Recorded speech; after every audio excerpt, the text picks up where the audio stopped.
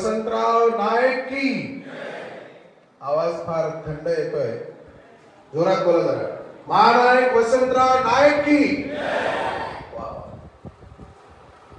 आज या ठिकाणी महानायक वसंतरावजी नाईक साहेब यांच्या 113व्या जयंती निमित्त वसंत विचारपीठावर बसलेले तुम्हा सगळ्यांचे आदरणीय व्यक्तिमत्व मनोहरजी भाऊ, सोबतच आपल्या ताई आणि या पंचक्रोशीतून संपूर्ण महाराष्ट्रातून वेगवेगळ्या ठिकाणून आलेले सगळेच बंधू आणि भगिनींनो, आणि विशेष करून आतापर्यंत आपण ज्यांचं खूप चांगल्या प्रकारचं प्रबोधन ऐकलं असेल, पंकजपाल महाराज आणि सगळेच बंधू आणि भगिनींनो, खरं तर आजचा दिवस अत्यंत खुशीचा दिवस आहे, खूप आनंदाचा दिवस आहे की आज आपल्यामध्ये आपल्या सगळ्यांचे आदरणीय असे मनोहर भाऊ अत्यंत या वयात देखील प्रकृती ठीक नसताना देखील ते आपल्यामध्ये या ठिकाणी समाविष्ट झाले, सामील झाले.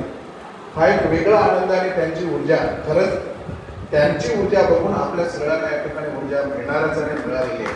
त्यासाठी त्यांच्यासाठी आपण आज आणखून एकदा जोराने टाळ्या वाजवा असं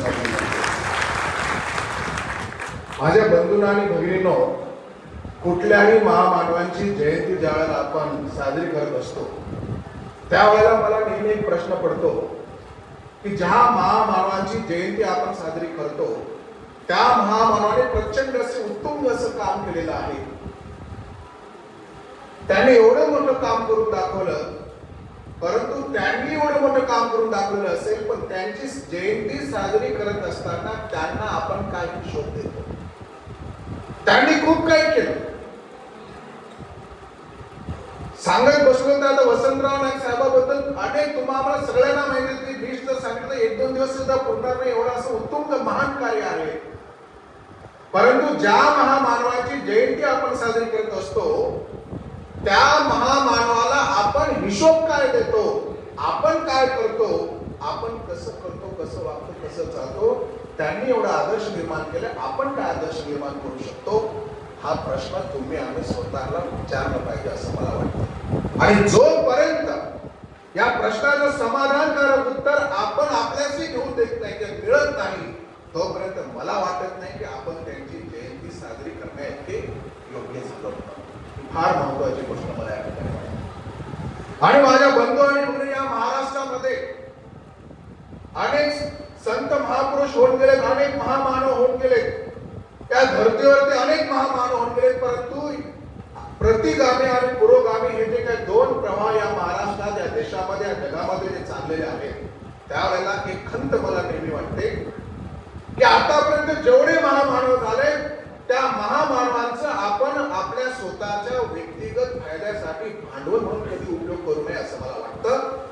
आणि भांडवल म्हणून आपण उपयोग करत असून त्यांची महानता कुठेतरी आपण कमी करतो की काय, ते याचा विचार आपण कुठेतरी केला पाहिजे.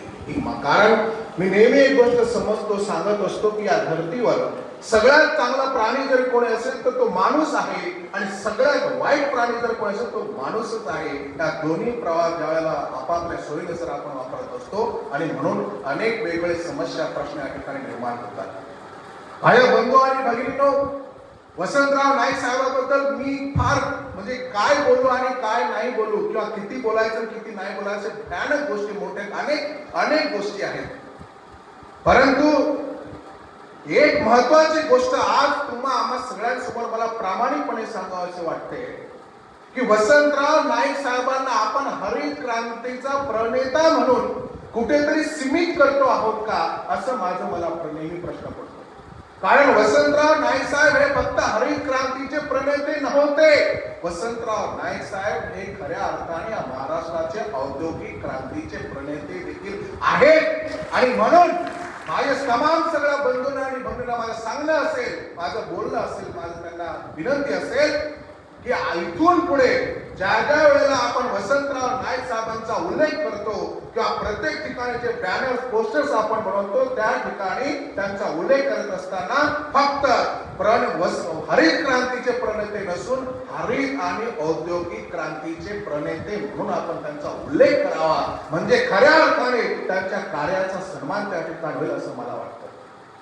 माझ्या बंधूंनो आणि भगिनींनो, त्यांचं फार मोठं विजनरी, खूप मोठं दृष्टिकोन होतं.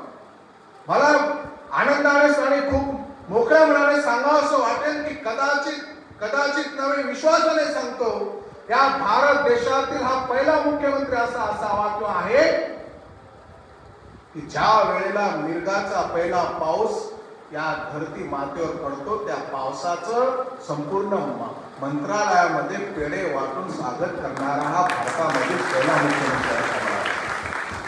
शेतकऱ्यांबद्दल प्रचंड निष्ठा, प्रचंड आत्मीयता, प्रचंड जवळीकता, खूप आस्था होती शेतकऱ्यांना. आणि खऱ्या अर्थाने सर्वसामान्य माणसाच्या श्रमाला प्रतिष्ठा मिळावी ही त्यांची जी दृष्टी भावना होती, ती भावना खूप मोठी होती. आणि ज्या वेळेला आपण वसंतराव नाईक साहेबांना आधुनिक महाराष्ट्राचे शिल्पकार म्हणतो, त्याच वेळेला त्यामध्ये सगळ्या गोष्टी येतात असं मला वाटतं. आणि म्हणून मी औद्योगिक क्रांतीचा प्रणेता त्यांना का म्हणू इच्छितो, कारण आपण जर त्यांचं सगळं कार्य बघितलं तर या महाराष्ट्रामध्ये MIDCची जी निर्मिती झाली, त्या MIDCच्या निर्मितीमध्ये 48,701 प्लॉट त्यांनी एकाच वेळेला लोकांना बहाल केले. एवढंच नव्हे, 28,918 उद्योग त्यांच्या हयातीमध्ये त्यावेळेला चालू झाली. एवढंच नव्हे तर MIDC ज्या वेळेला दुष्काळ पडला होता 72 आणि 77च्या काळामध्ये, त्यावेळेला त्याच्यावर मात करण्यासाठी एकाच वेळेला, मी म्हणतो हा जागतिक रेकॉर्ड असला पाहिजे, हा जागतिक रेकॉर्ड असला पाहिजे की त्यांनी एकाच वेळेला MIDCच्या कामामधून 40 लाख लोकांना हाताला काम दिले एकाच वेळेला. हा जागतिक रेकॉर्ड अबाधित आहे असं मला वाटतं. आणि त्यांनी आतापर्यंत जेवढ्या काही योजना चालू केलेल्या आहेत, त्या योजनेचं सगळ्यात महत्वाचं वैशिष्ट्य जर काय असेल तर याच्या आधी अनेक योजना निघाल्या, अनेक स्कीम आल्या, पण त्या योजना निघाल्यात, कधी गेल्यात, कधी बंद पडल्याचा पत्ता निघाला नाही.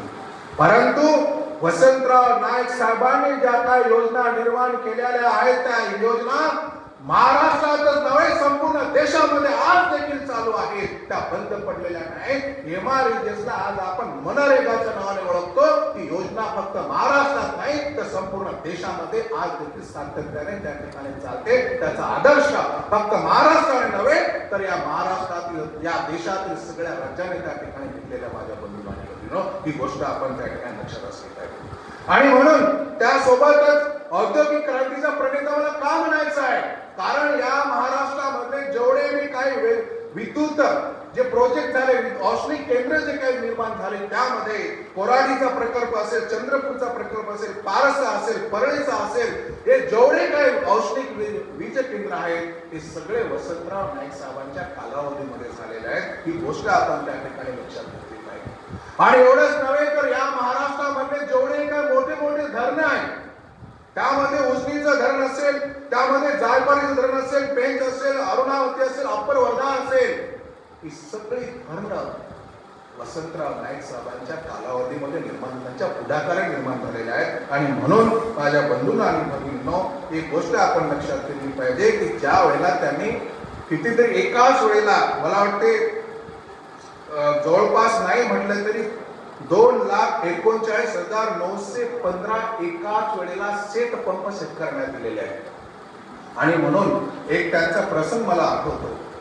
एकदा उस्मानाबाद जिल्ह्याच्या त्या दौऱ्यावर असताना एक मी कुठेतरी वाचलं होतं की त्या दौऱ्यावर असताना एका खेड्यातून ते जात होते आणि ते थांबले. आता सर्वसामान्य लोकांच्या घरी थांबले, गरीब कुठली तरी कुटुंब असेल आणि त्यांना पिण्यासाठी पाणी द्यायचं होतं, तर चांगलं पाणी नाहीये, कुठेतरी पाणी दिलं. आता पाणी थोडंसं गढूळ होतं, म्हणून त्याने खिशातला रुमाल काढला, रुमाल त्या ग्लासावर ठेवला आणि ते पाणी ते प्याले.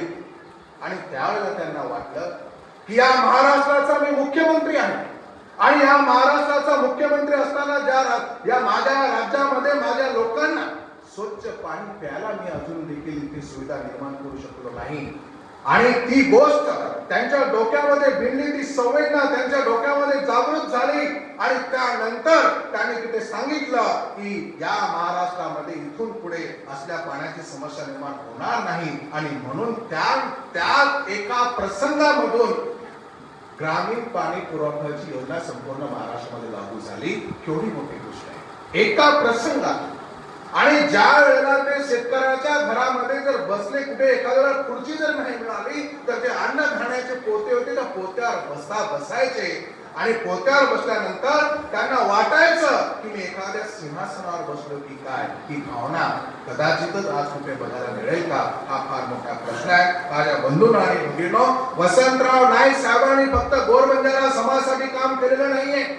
या महाराष्ट्रातील सगळ्या जनतेसाठी, सगळ्या दीन दलित, पद दलित, सगळ्या धर्मासाठी, सगळ्या जातीसाठी त्यांनी काम केलेलं आहे. एवढंच नव्हे तर त्यांनी गिरिजन आणि हरिजन जी लोक आहेत त्यांच्यावरची जे काही अन्याय अत्याचार होतं त्यावेळेला त्यांनी भाषणात सांगितलंय की या लोकांवरचे अन्याय अत्याचार केवळ वेगवेगळ्या योजना आणून दूर होणार नाहीत, तर ती प्रवृत्ती आहे, ती प्रवृत्ती कुठेतरी थांबली पाहिजे आणि सगळ्यांना समान न्याय त्या ठिकाणी मिळाला पाहिजे. ही सर्वसामान्य सर्वसमावेशक भूमिका त्यांची होती. आणि म्हणून विशेष करून मी गोरबंजारा समाजाच्या लोकांना एकच गोष्ट सांगू इच्छितो की वसंतराव नाईक साहेबांचं जे काय कार्य आहे त्या कार्यामुळे आज आपण या ठिकाणी बसलेलो आहोत. लक्षात घ्या, कारण समाजातली पहिली पिढी जे काही शिकली, सवरली आणि मोठी झाली ती फक्त आणि फक्त वसंतराव नाईक साहेबांच्या काळामध्ये ज्या काय आश्रमशाळा, विमुक्त जाती भटक्या जमातीच्या आश्रमशाळा समाजाला मिळाल्या, त्या शाळेमधून पहिली पिढी शिकली आणि पहिली पिढी शिकली म्हणून शिक्षणाचं त्या ठिकाणी दरवाजे खुले झाले. नाहीतर आज देखील आपण या महाराष्ट्रामध्ये जसे पारधी लोक आहेत, पारधी लोक आज देखील जे वनवन भटकतात तसे आपण भटकलो असतो. ही अवस्था आपली असते. म्हणून मी नेहमी सांगत असतो की या महाराष्ट्रामध्ये या किमान या गोरबंजारा समाजाला माणूस म्हणून जी काही ओळख मिळाली, माणूस म्हणून जी काही थोड्याफार प्रमाणामध्ये जी काही ओळख निर्माण झाली ती फक्त आणि फक्त वसंतराव नाईक साहेबांमुळे. माझ्या बंधूंनो, ही गोष्ट आपण त्या ठिकाणी लक्षात घेतली पाहिजे. आणि म्हणून या ठिकाणी सिडकोची निर्मिती असेल, या ठिकाणी कितीतरी काय म्हणतात आपल्याला अनेक ही पंचायत राज सिस्टम असेल, पंचायत राज सिस्टमची एक गोष्ट आपण लक्षात घेतली पाहिजे की सुरुवातीला कलेक्टरच जिल्हा परिषदेचा अध्यक्ष असतात. सुरुवातीला जे काही शासन निर्णय होते त्यावेळेला कलेक्टर हा जिल्हा परिषदेचा अध्यक्ष असायचा. पण वसंतराव नाईक साहेबांनी पहिल्यांदा पंचायत राज सिस्टम चालू करून प्रतिनिधीमधून निवडून आलेला जिल्हा परिषद अध्यक्ष झाला पाहिजे म्हणून जिल्हा परिषदेचे अध्यक्ष, जिल्हा परिषद मेंबरामधून जिल्हा परिषदचा अध्यक्ष झाला पाहिजे, हा बदल त्यांनी त्या ठिकाणी घडून आणला. म्हणून माझ्या बंधूंना आणि भगिनींनो, सांगण्यासाठी बोलण्यासाठी खूप काही गोष्टी आहेत. मी धन्यवाद देतो या सगळ्या परिसरातील संयोजक आयोजक मंडळीला की अत्यंत चांगला पुढाकार आपण या ठिकाणी घेतलेला आहे.